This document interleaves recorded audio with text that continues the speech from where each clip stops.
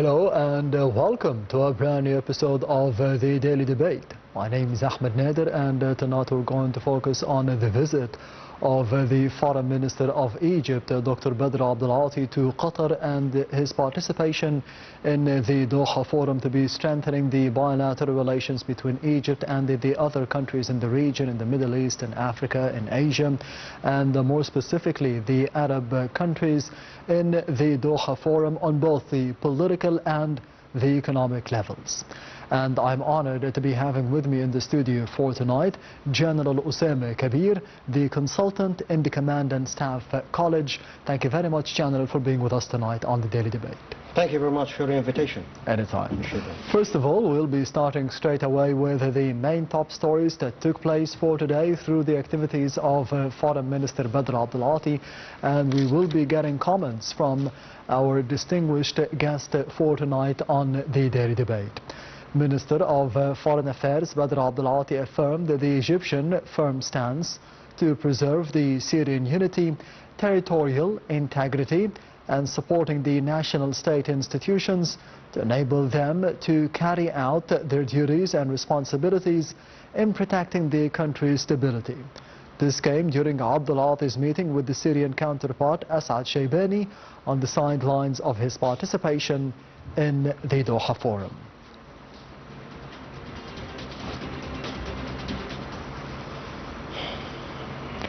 General Osama, how did you see the participation of Foreign Minister Dr. Badr Abdulati in the Doha Forum in general, and more specifically his talks with his counterpart from Syria for today? Yes, first of all, this forum, it's the 23rd rotation, as I understand, that taking place in Doha, Qatar. And of course, the Egyptian participation in this is pretty much essential, important, substantial, fundamental. You can say whatever you want about this, because the Egyptian role play, actually, diplomatic specifically, I'm talking about here in the Middle East, is very clear to everyone. And of course, now we have too many interests, and we are pretty much interested, actually, about what's happening, what's going on in Syria. And maybe this is the first time the two ministers of foreign affairs, they meet today on a marginal interview around this Doha forum.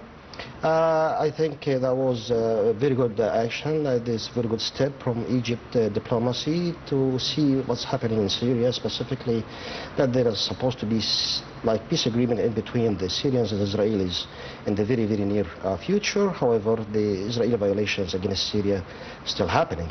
So I think that's a good step, a positive one.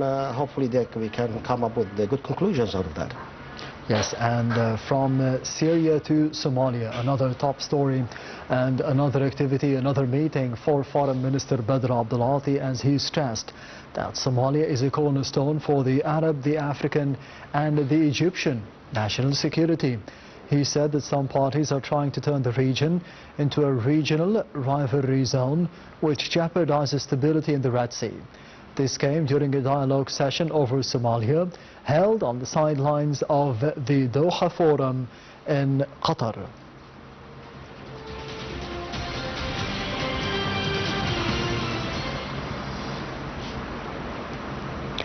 General Osama, how did you see the statements of Foreign Minister Badr Abdulati stating that the security and the stability of Somalia is the cornerstone for the Egyptian, the Arab and the African national security as well? Well, yes, of course. As we understand that Somalia actually is in the African Horn. African Horn is such a very, very important geopolitical spot in the southern part of the Red Sea. And as you understand, that we have what we call the Harakat al-Shabab, or the youth movement, Shabab movement. To them, of course, and to many around the globe, they would say terrorism is a heroism, which is negative, of course. Those guys now, maybe it seems like they are active within the last couple of weeks, and that, of course, will threaten the stability of Somalia. When Somalia is threatened and the political status in Somalia is not in a good manner, in good shape that we can rely on. So now we have problems within the southern part of the Red Sea, This is to Egypt's national security and to the region, of course, of the Middle East, and specifically the Arab Peninsula and the eastern side of the African continent. And subsequently, of course, like that would be influential to the whole globe, because you understand that these ships and vessels passing through this area and coming up all the way up north through the Red Sea to the Canal of Suez to the Mediterranean to the whole world. It's a problem which is emerging again. No one needs this kind of headache again, but yes, they are negotiating about that, and I understand there is the African Union. They have a mission there called Osama.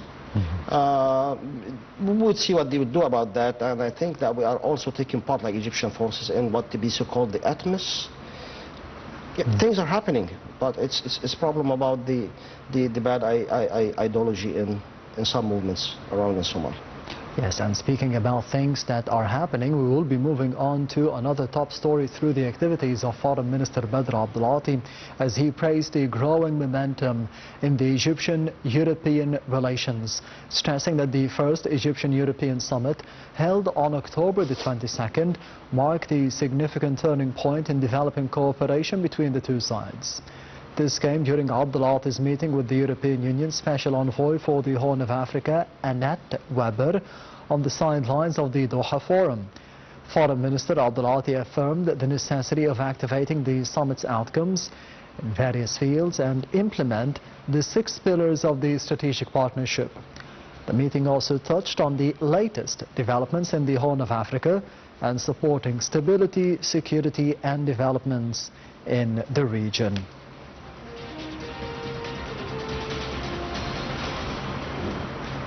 The Egyptian-European relations, and more specifically how they have developed after the summit that took place on October the 22nd. How have you seen them, General? After October 22nd, the summit that took place between summit, Egypt right, and the European Union. Of course. Now, as we understand, when we go to the European Union with the relation of Egypt, our diplomatic relations with them are pretty much strong. We are at the same distance from all the European countries. We deal with them. We have our ambassadors, we have our embassies there. And of course, that they understand that Egypt is playing a very and major role about depriving the illegal migration through the Mediterranean Sea from, let's say, Northern Africa to Europe. And they do invest that sort of meetings they held in Doha, Qatar, around what about the economic relations, how about the investments, how about the new projects in the future. You understand that Egypt now is going through that great economic program, and we are opening new projects, major ones, substantial ones. And hence I would say that, Foreign Minister Badr Abdulati, with his specified officials with him, I understand there are some politicals, some economic personnel with him. They would hold some of these meetings to see how about the channel routes going on with the European Union and what we can do in the near future. What about the situation, this kind of perplexing and sophisticated problem happening in Gaza, because you understand now that European Union is a little bit, is not breaking about to unify their point of view, but we have like big number of countries standing aside with Gaza, and they are now assuring their point of view that was happening like a genocide.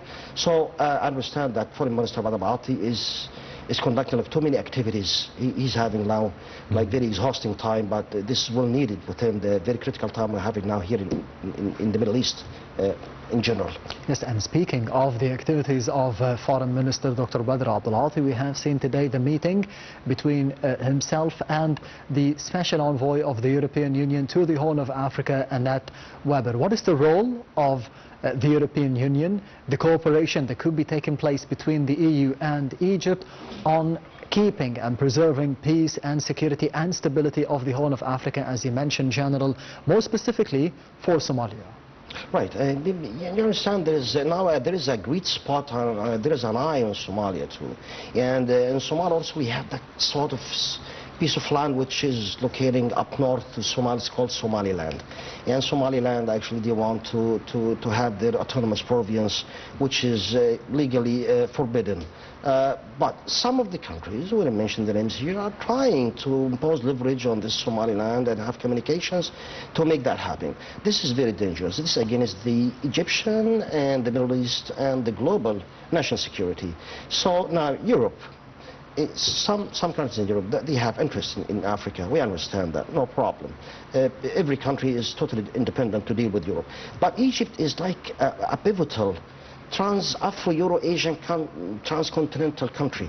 So you can see this geopolitical location of Egypt and the history of Egypt, diplomacy of Egypt, the relations of Egypt with the whole world, and specifically the European Union, that would help to put, to address some good points on the table, to make sure that we are standing on good and solid ground, to make sure that we keep up and preserve the security in the Middle East, because if it blows up, that would be against everyone, even Europe, and they understand that very much.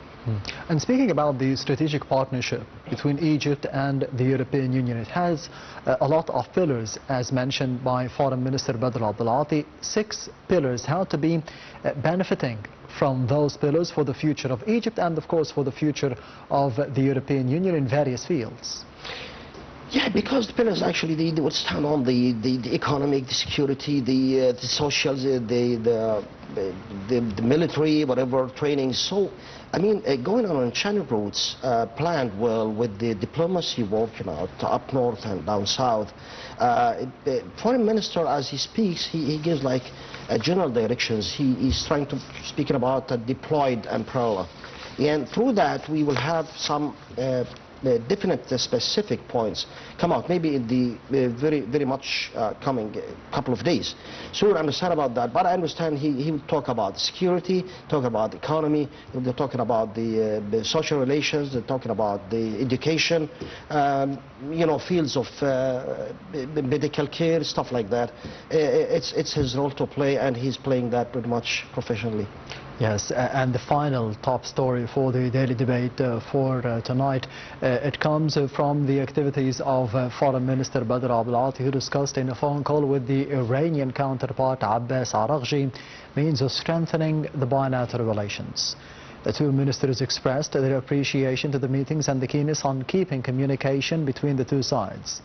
They also expressed readiness to continue consultations and coordination on the regional issues of common interest and to enhance the cooperation to achieve the interests of both countries.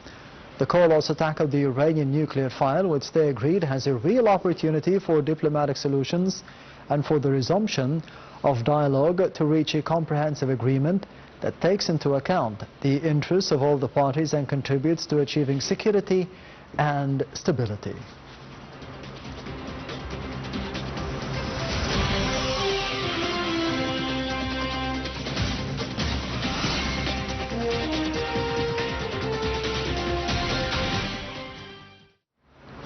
General Osama Kebeer, how did you see the strengthening of bilateral ties between Egypt and Iran, more specifically in the past few months and under the tenure of Foreign Minister Badr Abdulati? Yes, the Iranian-Egyptian diplomatic relationships are facing much more better situation within the last couple of years, as I understand. Now we have too many diplomatic visits from them to here. We didn't visit them up till now, I understand that. But it seems that the regional stability and interests in the security fields would lead to that strongly. And you understand the situation and this kind of sophisticated status quo in between the Israelis and Iran. And we understand that the Israelis are violating the ceasefire agreement from time to time, and they are making a little bit of harshing in the region by like blowing or delivering like announcements which is totally fake. So as you understand, like this kind of interest would make the ends meet. Yes, diplomatic relations with Iran in the last couple of years are getting in much, it's being reshaped again. We understand that they have some necessities, some needs. We can negotiate with them about some future of the countries in the region, specifically about Syria and Lebanon, because as you understand also, like there is a sort of very sensitive situation now, even with southern Lebanon.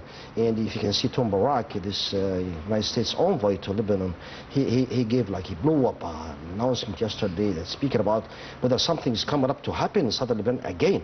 So, I mean, how you can get out of that? Because Iran now, we know that Iran is totally interfering in Lebanon, was interfering in Syria, and they're actually communicating with the Houthis in Yemen. So they have, as they call, Azra arms in the Arab Peninsula and the Levant.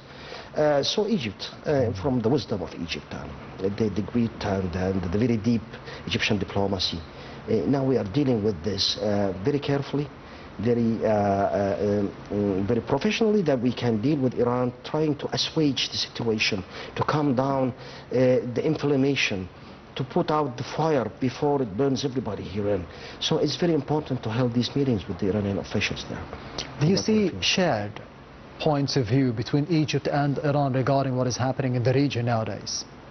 Yeah, specifically in Syria and Lebanon, yeah, because Syria now is like, it's very like shaken in Syria. They have a sort of political turbulence because of the violation of the Israelis against the southern Syria, specifically in Suwayda, Nitra, in Dar'a. They were about to reach Damascus. This is very dangerous now. And as you can see also, which is very perplexing at the same time, that the relations in between Syria and America is very good. So you can understand that. What's happening? I mean, we need to clarify, to purify this vision. Guys, what's going on there? We need to sit at the table, see what's in your mind to do. I mean, because if you address something wrong, if you put your hands in a place that my knife might chop you down, so take it easy. So now, I mean, Egypt would feel like early that if something wrong took place in Syria or in southern Lebanon, this is very harshing, very bad against the Middle East. It's a national security to Egypt again, and that's why I think Foreign Minister Badr Abati is dealing with that very, like, digging too much more deeper now. What about the Iranian nuclear file? Because we have seen assistance from Egypt towards Iran and mediation between Iran and the International Atomic Energy Agency and the chief of the IAEA, Rafael Grossi, in previous months to be evading another war as one that took place in the summer between Iran and Israel. How did you see the mediation efforts for Egypt in this field? Actually, we did that already. I think 3 months ago, Egypt has interfered within this Iranian problem with the IAEA. And now we would say there will always be a chance, so you never give up. And since no pain, no gain, no problem. We need now to calm down with this. Iran may be asking also for Egypt mediation, Egypt to be an arbitrator, because they believe that the Egyptian diplomacy also now is have a leverage maybe to impose on the United States and in the IAEA. So, I mean, yes, Iran might asking Egypt with its influential spread out to help through this very sophisticated problem before something wrong is happening in. However, I still believe that if such a state conducted a strike again against Iran, that would be very good, and I think the Iranian response would be very aggressive this time. Yes, hopefully it wouldn't be happening once again. General Osama Kebeer heading to the first report of the daily debate for tonight, focusing on the statements of Foreign Minister Badr Abdelati in the Doha Forum, which stated that the Rafah border crossing will not be used as a point of displacement for the Palestinians. According to the statements of Foreign Minister Badr Abdelati, participating in the Doha Forum. We'll be having more details in the upcoming reports, so stay tuned.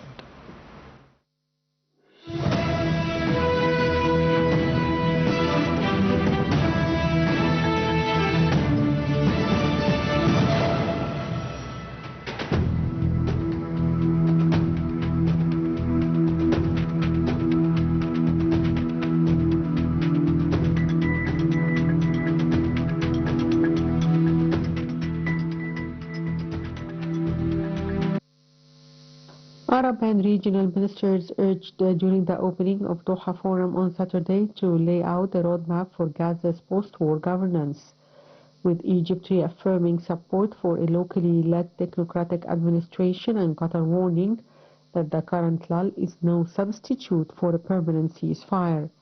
Foreign Minister Badr Abdulati said any post-war arrangement must be led by Palestinians themselves, calling the formation of a technocratic administration drawn from the Strip a necessary first step to restore services and rebuild institutions. Speaking during the forum's opening session, Abdulati said Egypt supports a framework that enables Gazans with professional expertise to run essential services and coordinate with international partners. Local leadership, he argued, is vital for public trust and for ensuring that any transition is credible and sustainable. Abdulati added that the proposed structure would operate within a temporary framework that could include an international stabilization mechanism and civilian oversight. Speaking at Doha Forum, an annual diplomatic conference in the Gulf states capital, Abdulati stressed that the crossing would remain open around the clock from the Egyptian side. The forum comes as Israel continued its violations since the ceasefire between Israel and Hamas came into effect on the 10th of October. The opening sessions highlighted a broad regional consensus that post-war stability in Gaza will depend more on governance structures than on temporary ceasefire arrangements. The United Nations Office for Coordination of Humanitarian Affairs released a report confirming that Israeli occupation forces have killed 347 Palestinians and injured 889 others since 10th of October. In tandem, a violation of the terms of the ceasefire, Israeli occupation forces have placed restrictions on the entry of humanitarian aid to Gaza. On Friday, Gaza ceasefire coordinators Egypt, Qatar, and Turkey and 5 Muslim nations stated that they were alarmed about Israeli threats to open a one-way crossing for Palestinians to exit the Strip through Rafah crossing to Egypt. Abdulati said the Rafah crossing would remain open for the entry of humanitarian and medical aid into Gaza Strip and would not be used as a gateway for the displacement of Palestinians. In a joint statement, the foreign ministers of Egypt, Jordan, the United Arab Emirates, Malaysia, Pakistan, Turkey, Saudi Arabia, Qatar underscore their absolute rejection of any attempts to expel Palestinian people from their land and stress the necessity of the full adherence to the plan proposed by U.S. President Donald Trump, including its provisions on keeping the Rafah crossing open in both directions, ensuring the freedom of movement for the population and refraining from compelling any resident of Gaza Strip to leave, rather to create the right conditions for them to stay on their land and participate in building their homeland.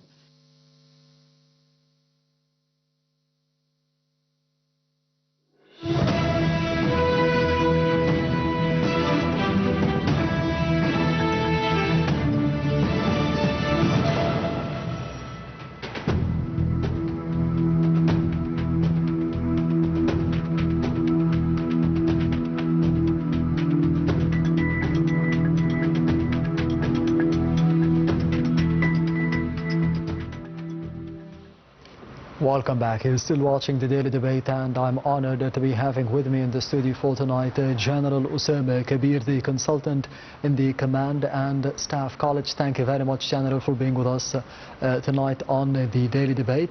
In the past report, we have known and we have shed more light on the statements of Foreign Minister Dr. Badr Abdulati within his participation at the Doha Forum.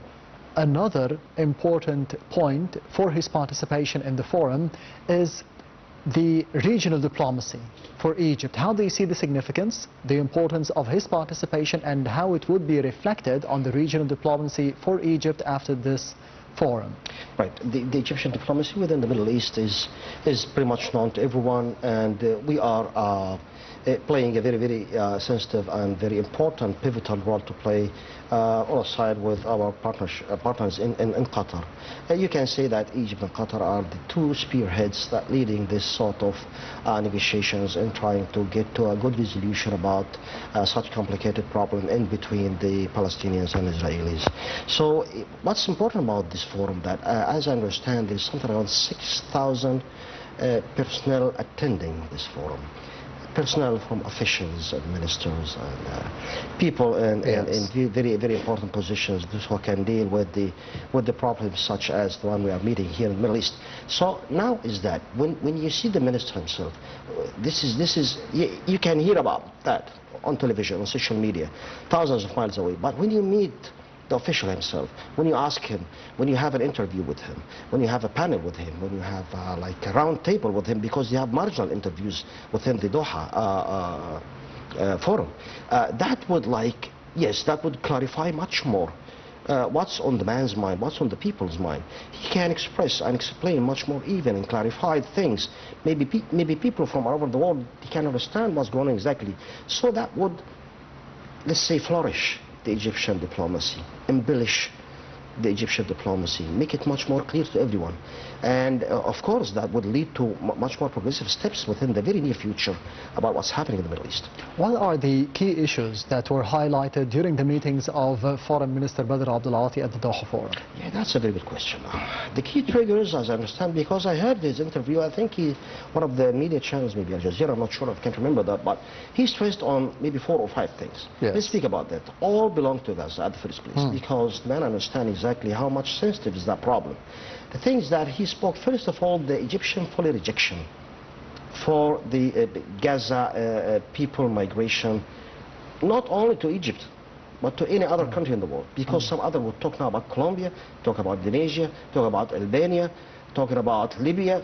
No. None of them. No displacement. No displacement at all. So that's number one. He stressed on that very good. Secondly, he talked about the Palestinian-led governance, good governance, which means that the Palestinian Authority will take responsibility for both the Gaza Strip and the West Bank. For Fatah. Fatah Exactly. will be taking over. Maybe they would dismiss Fatah by that time. It's the Palestinian Authority. No, yes, Fatah now is in the West Bank, and Hamas is in the Gaza Strip. But it's the new led governance, Palestinian, which is capable enough, efficient enough, able, being reinforced by the international community to take over the issues after the ceasefire agreement, and the whole treaty is being done, hopefully, inshallah, and in the near future, so we can come up with the 2-state resolution, and we have the Palestinian all the way beside the Israelis. Third thing, he spoke about the humanitarian aids, because we spoke about around like at least 600 trucks to be passing like daily. Every day. No more than 200 maximum, maybe 150, maybe less than that.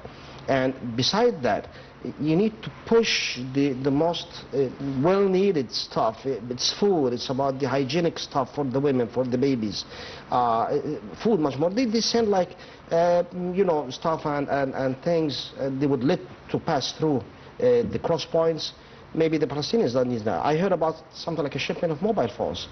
Who cares about mobile phones now? We need food, we need milk for the kids, we need care, we need medicine. Third thing that he spoke about, that fourth point maybe, he spoke about what to be so-called the ISF. ISF is the International Stability Forces that will take place on Gaza Strip to impose peace and restore order, and to control the borders within Gaza and Israel. And it will extend like for maybe the last hour at the end of the 2027. However, after that, it's supposed to be delivered to the fully Palestinian authority, police authority. We are training some of those people here, around thousands of them, 6,000 up to now, I think, in Egypt. And these are maybe the 4 key triggers that have been crystallized by the Foreign Minister Badr Abdulati to speak about, because they are very important, very highly needed to be addressed and implemented in the very near future. Yes, General Osama, you've mentioned a number of important points. One of them, or the first one of them, is the displacement of the Palestinians from the Gaza Strip, something that was rejected by Egypt's President Abdel Fattah al-Sisi. It is a red line from day one, more than 2 years ago. How do you see the stance of the Egyptian leadership, of the Egyptian president, especially in the face of calls by the American president, Donald Trump, and other leaders to be displacing the Palestinians from the Gaza Strip into Egypt and into Jordan? So it is a stance that was unshakable from day one and until now. Yes, and actually we understand that. this point, this idea actually, it's been like manipulated maybe 30 years ago. So the Egyptians and the diplomatic sector we have here, they understand exactly the Israeli side. We understand the Palestinians. We know how to deal with both of them. We went through negotiations, the Camp David negotiations. We know how to negotiate with those people. We understand. So this is why from day one he said no, no for migration. No for the deporting the Palestinians out of Gaza. And it's red line not only to Egypt but any other country within the globe. But you wouldn't mind, like the Israelis wouldn't keep up, like, you know, they wouldn't give up doing that. They will keep like delivering and launching like the announcements and fake news about it's only Rafah cross point open from the east to the west and whoever want to go, no problem. Egypt is closing the cross point. These are all fake news. And now the whole community, the whole world knows that these people are not talking like in reality. They are not telling the truth. They are speaking like fake news. They are going against the American administration desire. And let's see, because we have only Donald Trump and the United States of America who are now in the meantime the only side are able to impose leverage on Israel and let them like to compel them like to do what's been addressed in Donald Trump 22 points of his plan.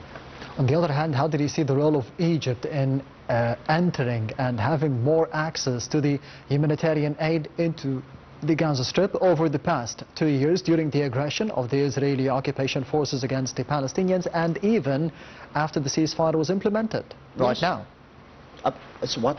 The humanitarian aid. How did you see the role of Egypt in having more humanitarian aid being delivered to the Palestinians? Yes. Let me stress on that. From the whole what been provided by the whole world actually about the humanitarian aids and the medical care to the Gaza Strip, Egypt has provided 70–80%. And these numbers are already authenticated in the United Nations papers.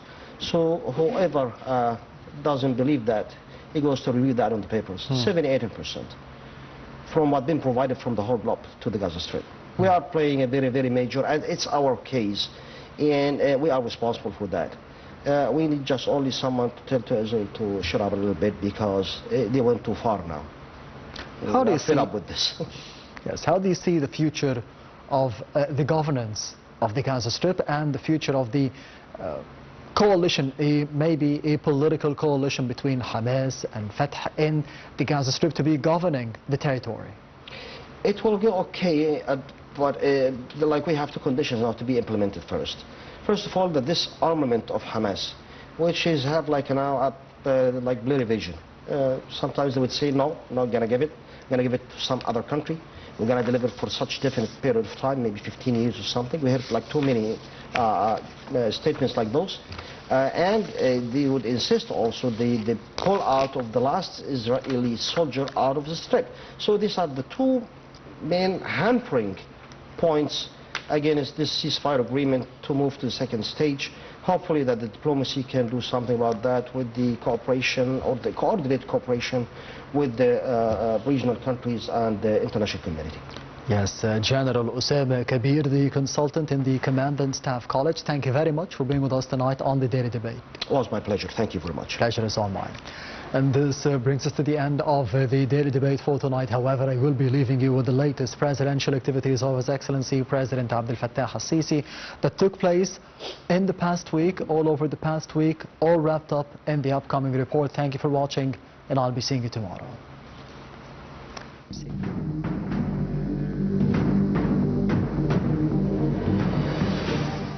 President Abdel Fattah al-Sisi, during his meeting with the Minister of Finance, Ahmed Kojak, goes through the features and details of the second tax facilitation package, which comes under the title Supporting and Stimulating Tax Commitment. President Abdel Fattah al-Sisi attends the 4th edition of the International Exhibition of Defense Industries, EDEX 2025, at the Manara International Conference Center and at the Egyptian International Exhibition Center in New Cairo. President Abdel Fattah al-Sisi sends his warmest congratulations to Egypt's national individual senior team for karate and para-karate on the historic achievement they both made by finishing first in the overall world rankings at the 2025 World Individual, Senior and Para-Karate Championships held in Cairo. President Abdel Fattah el-Sisi welcomes a group of Japanese education experts currently residing in Egypt. The meeting took place in the presence of the Prime Minister Mustafa Madbouli and Mr. Mohammed Abdel Latif, the Egyptian Minister of Education and Technical Education.